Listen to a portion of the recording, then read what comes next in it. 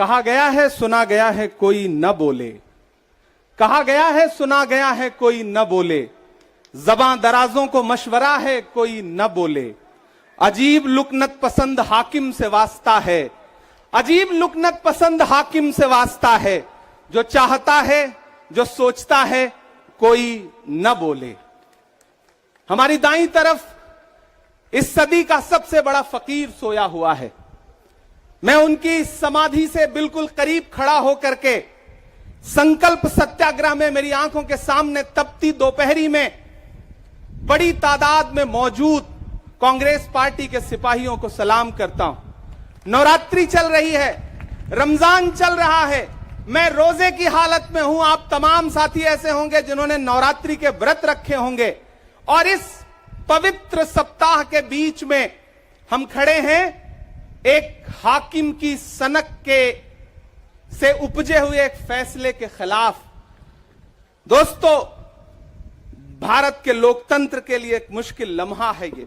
याद करिए, जब हाकिम की सनक की वजह से आप लाइनों में लग करके अपने पैसे बदलवाने के लिए बैंकों के साथियों से विनती कर रहे थे, चरौरी मिन्नत कर रहे थे, तब सबसे बड़ी आवाज बन के कौन बोल रहा था? राहुल गांधी। नतीजा क्या निकला? उनकी एसपीजी सुरक्षा वापस ले ली गई। याद करिए, जब गब्बर सिंह टैक्स लगा करके छोटे व्यापारियों को बर्बाद करने का सपना पाला था इस सरकार ने, तो सबसे मजबूत आवाज बन के कौन बोल रहा था? राहुल गांधी। नतीजा क्या निकला? हजारों करोड़ रुपए खर्च करके उनके पीछे ट्रोल आर्मी लगा दी गई। उनकी इमेज खराब करने के लिए जितने तरीके अपना सकती थी भारतीय जनता पार्टी उसने अपनाया। याद करिए कि जब राफेल के मुद्दे पर, राफेल में हुई लूट के खिलाफ एक अकेला शख्स पूरे देश में खड़ा होकर के चौकीदार से पूछ रहा था कि आपकी चौकीदारी का सवाल है, बताइए सच्चाई क्या है। तब उनके पीछे 55 घंटे उन्हें ईडी के ऑफिस में बिठा करके पूछताछ की गई। मेरे भाई, उस शख्स ने क्या गुनाह किया? क्या कसूर है उनका? उनका कसूर इतना है कि जब देश में नफरतें सर चढ़ करके बोल रही थी तो उस शख्स ने कहा कि मैं भारत जोड़ने के लिए अपने पैर के छालों की परवाह किए बगैर 4000 किलोमीटर चलूंगा। यह कसूर है राहुल गांधी का। यह कसूर है राहुल गांधी का कि वह एक शहीद पिता के बेटे हैं। यह कसूर है उनका। यह कसूर है उनका कि उनकी दादी ने इस देश की मिट्टी के लिए अपने खून का एक एक कतरा कुर्बान कर दिया। यह कसूर है उनका। आज भारतीय जनता पार्टी के लोग हाउस में खड़े होकर के, सदन शुरू होते ही 1 मिनट भी सदन नहीं शुरू हुआ रहता था और खड़े होकर के राहुल गांधी माफी मांगो के नारे शुरू कर देते थे। किस बात की माफी? क्योंकि वो भारत जोड़ रहे हैं, वो लोकतंत्र को बचाने की बात कर रहे हैं। अरे भाजपाइयों, माफी तो आपको मांगनी चाहिए। 15 लाख के झूठे जुमले के लिए माफी मांगो, बढ़ती हुई महंगाई के लिए माफी मांगो, अच्छे दिन के झूठे वादों के लिए माफी मांगो, लोकतंत्र को कुचलने के लिए माफी मांगो, महंगाई के खिलाफ माफी मांगो, 400 का सिलेंडर 1100 रुपए करने के लिए माफी मांगो, 58 रुपए का पेट्रोल 100 रुपए का करने के लिए माफी मांगो, हिंदू को मुसलमान से लड़ाने के लिए माफी मांगो, सिख को ईसाई से लड़ाने के लिए माफी मांगो। माफी तो तुम मांगो।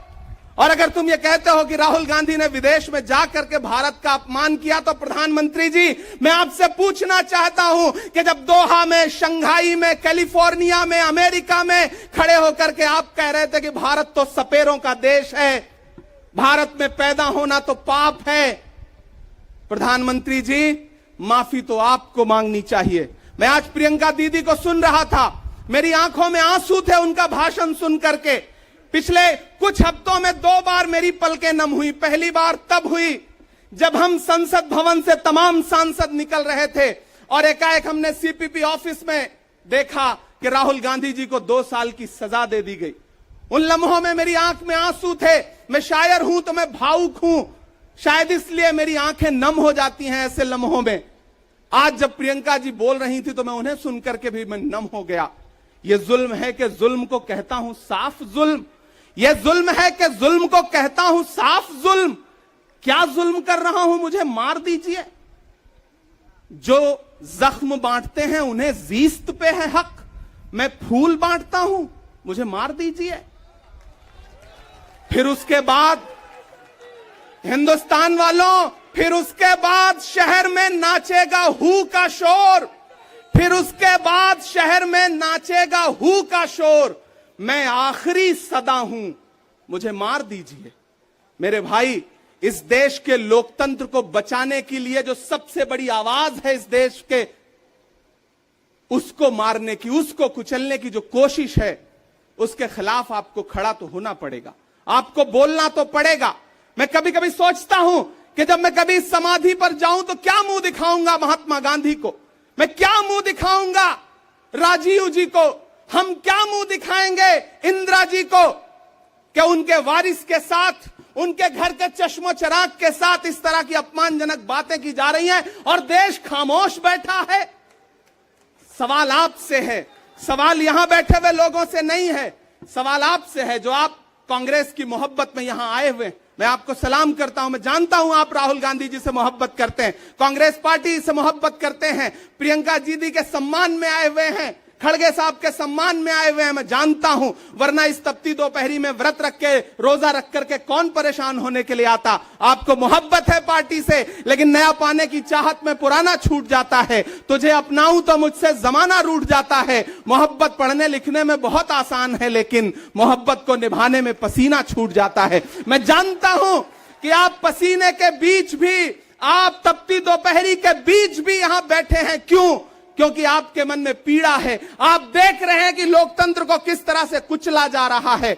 मेरे भाई, ये एक मुश्किल वक्त है। मैं इस मंच पर खड़ा होकर के, गांधी समाधि के इस मंच पर खड़ा होकर के पूरे देश का आह्वान करता हूं कि अब समय राहुल गांधी के सत्याग्रह का नहीं है। अब राहुल गांधी जी से आगे बढ़ करके देश के एक एक व्यक्ति के ऊपर बात आ गई है। एक ऐसी आवाज जो आपके लिए संसद में बोल रही थी, कसूर क्या था? उन्होंने प्रधानमंत्री जी के भ्रष्टाचारी मित्रों के खिलाफ आवाज उठाई। उन्होंने पूछा कि 20,000 करोड़ रुपया कहां से आया अडानी की कंपनियों में। उन्होंने पूछा कि नीरव मोदी ने, ललित मोदी ने, मेहुल चौकसी ने जो इस देश को लूटा है, उसका जवाब प्रधानमंत्री जी को देना पड़ेगा।